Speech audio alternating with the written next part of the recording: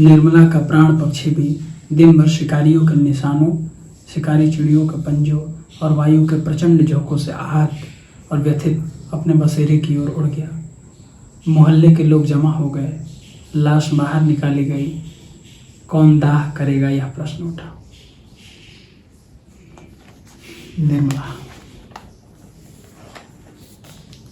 पीड़िता की सिसकियां कौन सुनना चाहता है? कोई नहीं, पर नाम सभी जपना चाहते हैं। किसी नाम को जपना मात्र काफी नहीं है। कोई अच्छी बातें सिर्फ कह देना अच्छा नहीं है। क्या हुआ अगर लंबे बाल और दाढ़ी हैं? क्या हुआ अगर चेहरा अच्छा नहीं दिखता? क्या हुआ अगर लोग हुलिया देख आपको नापसंद करते हैं? जरूरी है तो आपकी नीयत, आपका नजरिया और आपका कर्म। आज की कहानी सिपुरी की बेटियां। ये कहानी हमारे अपने गांवों और घरों की कहानी है। ये कहानी समाज के उस वर्ग की कहानी है जो अच्छाई का नकाब पहने विभत्स कर्म करते हैं। ये कहानी समाज के उस वर्ग की भी कहानी है जो लोक कल्याण की बातें तो करते हैं पर अपने ही घरों में झांक नहीं सकते। शायद अर्थ और प्रतिभा के लोभ में झांकना उनके लिए बाधा का काम करती है। सिपुरी साहब बहुत मशहूर लेखक थे। उनके रचनाओं में महिला सशक्तिकरण, स्त्री सम्मान वगैरह की खूब छपाई होती थी, खूब चर्चाएं होती थी। एक दिन उनके घर के सामने एक ट्रैक्टर के पीछे दो लड़कियां, यही कोई 16-17 की रही होंगी, किसी अश्लील भोजपुरी गीत पे अपने कमर और कुछ और अंगों को डुला रही थी। बड़ी आसानी से नाचना कहा जा सकता था, पर नाच शब्द को अपमान करना साहित्य के कलम की दृष्टि नहीं। सामने ट्रैक्टर के सैकड़ों गवई युवा और भी कई उम्र के लोग उन बच्चियों को देख ओहो हो आहा और भी कई भद्दे होकार मचा रहे थे। सिपुरी साहब ने अपनी छत से देखा और गांव का हलवाई भींगा हलवाई को बुला ट्रैक्टर को वहां से आगे बढ़ाने को कहा। यह ऑर्केस्ट्रा सिपुरी साहब के लाडले ब्रजेश ने बुलाया था। किस खुशी में?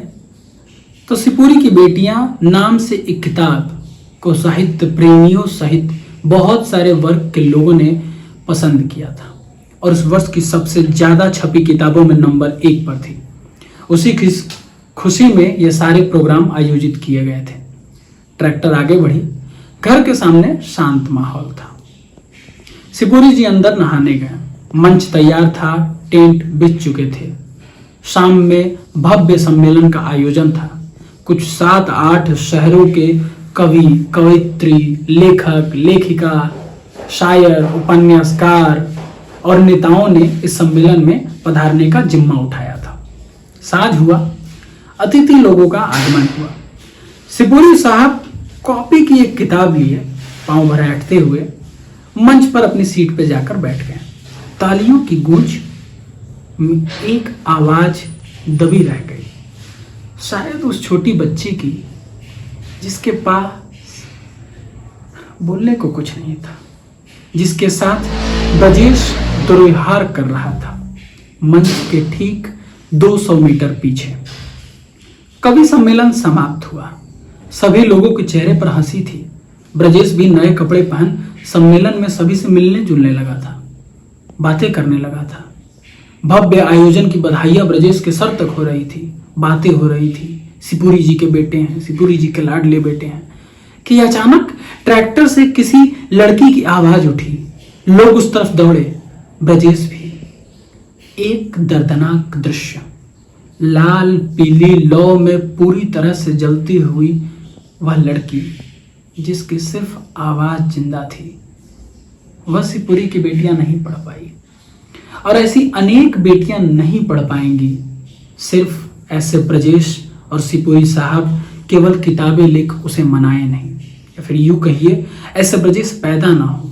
ऐसे सिपुरी साहब समाज को बताने से पहले अपने बच्चों के साथ समय बिताएं। कहानी यहां रुक जाती है, पर समाप्त हो गया ऐसा अभी नहीं कह सकता, क्योंकि ऐसी कहानियां रोज घटती हैं। वो लड़की रोज चीखती है, वो रोज जलती है, उठती है तो एक विभत्स गंध जिसे कोई लेना नहीं चाहता। पर बढ़ते अश्लीलता के बाढ़ में तुम क्यों नहीं रोकते अपने बच्चों को? क्यों नहीं देते उन्हें नैतिक मूल्यों की शिक्षा? क्यों नहीं समझता कोई कितना संवेदनशील है ये बात? काश कि सब ठीक हो जाता। काश कि ब्रजेश इस तरह का कर्म ना करता। काश कि सिपुरी साहब उस ट्रैक्टर को वहां से सिर्फ जाने को ना कहते हैं, उसे रोक वहां उन बच्चियों को बचा लेते हैं। काश कि हमारा समाज सुधर जाता, काश कि नजरिया सुधर जाता। पर काश काश काश कितनी बार कहूंगा मैं काश। यह आप पे निर्भर करता है, यह हम पे निर्भर करता है, यह हम सब पे निर्भर करता है। धन्यवाद।